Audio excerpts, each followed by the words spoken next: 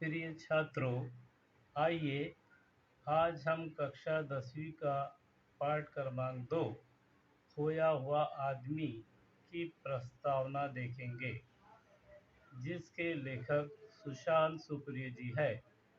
प्रस्तुत वर्णनात्मक कहानी में खोया हुआ आदमी के माध्यम से लेखक ने समाज में व्याप्त ऊंच नीच, अमीर गरीब, जाति पाति आदि कुरीतियों को छोड़ने के लिए कहा है। इस कहानी से ज्ञात होता है कि अपने अच्छे कार्य से कोई भी व्यक्ति पशु पक्षी मानव सबसे आदर प्राप्त कर सकता है।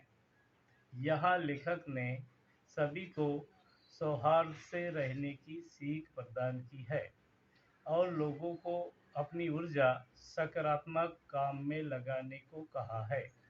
इस प्रकार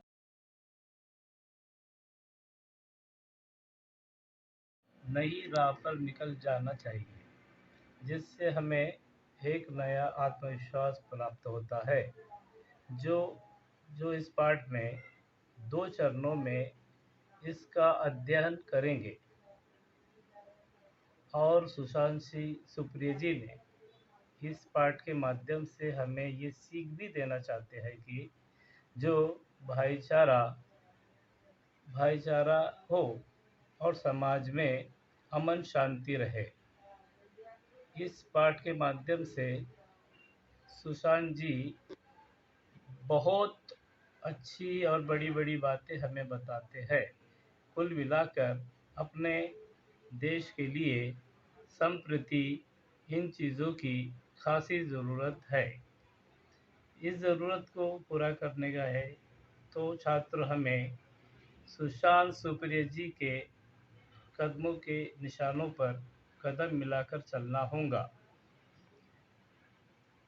जब हम ये सब कर चुके होंगे, तब जाकर हमारा भारत सुंदर और बलवान बन जाएगा और इस पाठ का यथार्थ भी यही है।